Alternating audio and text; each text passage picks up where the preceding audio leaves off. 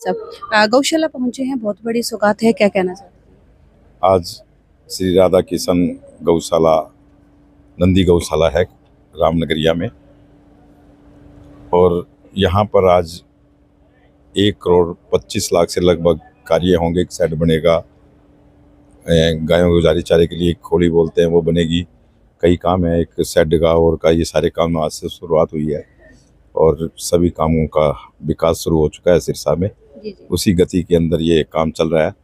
और मैं मेरे शहर से, मेरे सिरसा से परिवार से एक रिक्वेस्ट करूँगा, प्रार्थना करूँगा कि गाँवें शहर के अंदर बहुत है, लेकिन हमें भी पहल करनी पड़ेगी कि हम उन गौओं को गौशाला में पहुंचाएं।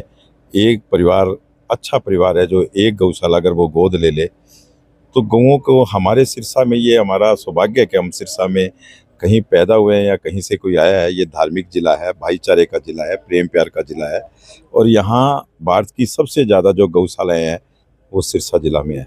उसके बाद भी बहुत गौएँ जो सड़क पर चल रही है, तो वो उनको गौशाला में पहुंचाने का भी काम करें और उनकी देखभाल का भी काम करें।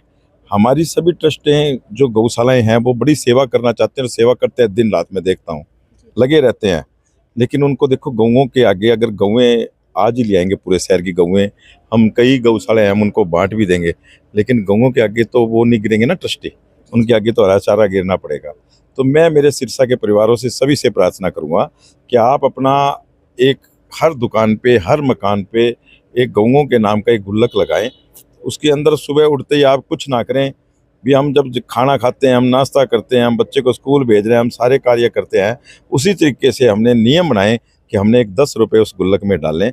महीने के 300 रुपये जब एक घर से आएगा तो वो गौओं की देख रेख भी करेंगे हम। वो सारी अभी एक बना रहे हैं कि जितनी सिरसा की जो नज़दीकी गौशालाएँ हैं, सभी ट्रस्टियों को इकट्ठा करके एक ऐसी ट्रस्ट बनाना चाहते हैं कि वो पूरे शहर में एक मुहिम चलाए कि हर घर से सुबह 10 रुपये गले में डाला जाए, हर दुकानदार 10 रुपये गले में डाले, तो वो शाम को इतनी कलेक्शन आ जाए कि गौएँ जो अपनी, जो गौओं का स्थान है गौशाला, वो सड़कों की बजाय गौशाला में है।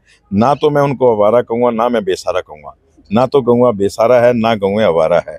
उनको तो हमें यहाँ पहुँचाने की ज़रूरत है, उनकी देखभाल करने की ज़रूरत है, तो वो हम सब मिलकर करेंगे तो वो होगी। कई आदमी एक लगे रहते हैं कि ये है वो है, और सरकार भी पहुँच रही है। सरकार ने बहुत बड़ा बजट किया है। हमारे पूर्व मुख्यमंत्री श्री मनोहर लाल जी ने इस बजट को, हरियाणा के बजट को, जो गौओं का बजट कभी कुछ भी नहीं था, जीरो था, उसको 400 करोड़ रुपए का लगभग किया हुआ है।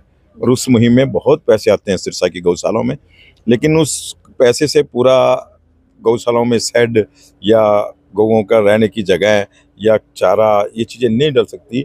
हमारे सिरसा के लोग, बड़ा प्रेम प्यार है, भाईचारा है, वो सेवा करना जानते हैं, सेवा कर सकते हैं।